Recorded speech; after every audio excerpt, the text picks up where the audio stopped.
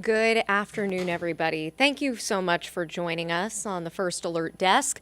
My name's Karli Barnett, and we want to give you a look at some of the stories that we are following for your Sunday. We already have our reporters out the door and busy today. We are continuing to follow global news. We brought you this yesterday, but we are monitoring the situation that has been coming out of Israel, the Hamas-Israeli conflict. This comes after a surprise attack by the Palestinian militant group Hamas on Israel yesterday morning that included rocket strikes. This happening on a Jewish holiday yesterday.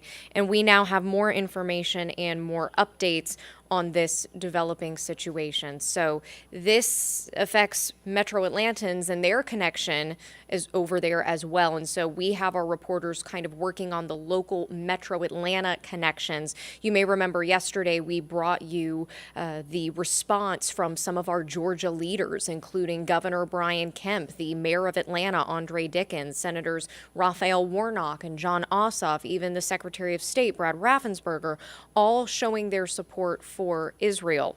Now, we also covered today a rally that was in support of Palestine that happened in downtown. So we're going to unpack a few of these things for you, but we do want to give you the latest information. We know that this is, of course, the second day of fighting now after the Hamas invasion of Israel. Yesterday, Prime Minister Benjamin Netanyahu of Israel declaring war. Israel, they say they're going to do whatever it takes to defend against these attacks from Hamas in Gaza. This was, again, after fighters ravaged through Israel yesterday morning, taking hostages, and then early this morning, Israel hitting back, launching airstrikes on Gaza. So in order to give you a full picture of this, we have Bradley Blackburn reporting. Here's what he has to say. Overnight Sunday, Israeli forces fought back. Explosions shaking Gaza in the early morning, less than 24 hours after war broke out. At dawn Saturday, on a Jewish holiday, the Palestinian militant group Hamas launched thousands of rockets from Gaza into Israel and launched an invasion at the border, breaking through fences and attacking by sea. In some towns, militants sparked gun battles, and an unknown number of Israeli civilians and soldiers were seized and taken into Gaza. Very scary situation. Many people have died already, and we hear about people being kidnapped. Overnight, the rocket strikes from Gaza continued. This Israeli hospital in a coastal city took a direct hit. We are just now trying to evaluate the damages. This has been a very, very difficult day. Israel's Prime Minister Benjamin Netanyahu said his country is at war and promised to win it. On Saturday, President Biden spoke to Netanyahu by phone and gave his full support. Israel has the right to defend itself and its people. Full stop. There are questions about how Israeli intelligence missed this threat, but the counterattack is underway. Airstrikes took out a 14-story building believed to house Hamas offices, and Israeli army reserves have been mobilized for a renewed conflict that may just be getting started.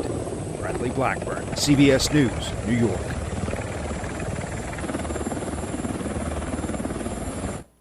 We wanted to play that for you to just kind of give you a synopsis of what all we know so far and sort of an overlook of what's gotten us to this point. Now, as we mentioned, we do have a local connection here. Metro Atlantans are responding to this. I want to take you to our website. This story is up now where you can watch this interview. This is the Israeli Consul General here in Atlanta, covering the Southeast, reacting to the Hamas attacks. This is on our website right now, Atlanta News First. We have a full story there as well. I'm just scrolling down to show you. If you go to our homepage, it's right on the front there, and you can watch this interview in full. She was actually here at Atlanta News First this morning and did this interview with anchor Megan Packer. So if you go to our Atlanta News First website, right here, it's on the front page, and she's quoted saying, whatever it takes. This is, again, the Israeli Consul General here in Atlanta reacting to these attacks. We have her full interview right now up with Megan Packer on AtlantaNewsFirst.com.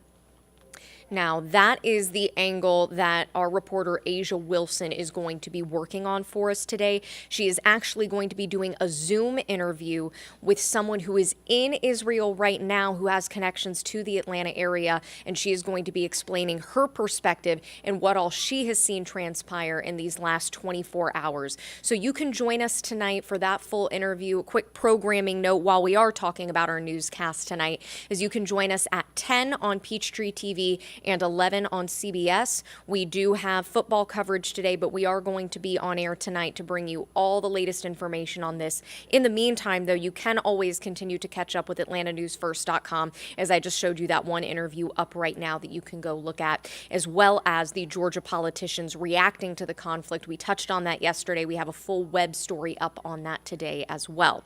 Now, we also have our reporter Yasmina Alston. She is going to be covering the support for Palestine. Here is some video.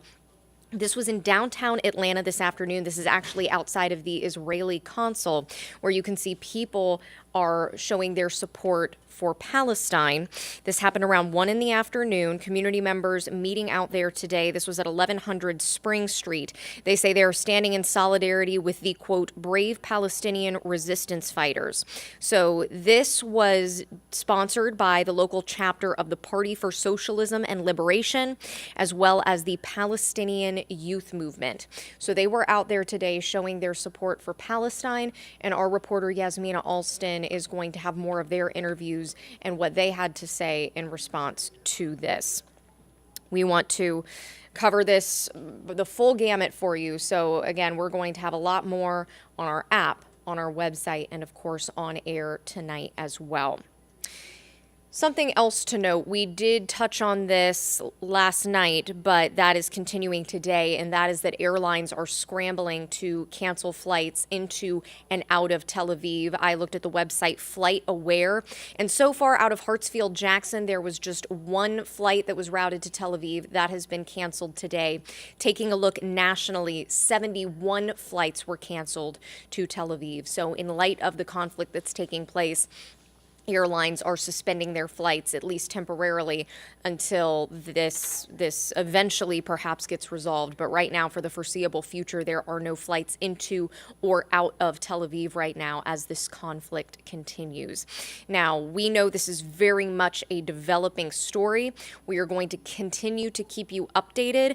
As far as some numbers go, these are not the types of numbers that I like to report, but we do have a very significant update on the death toll from yesterday.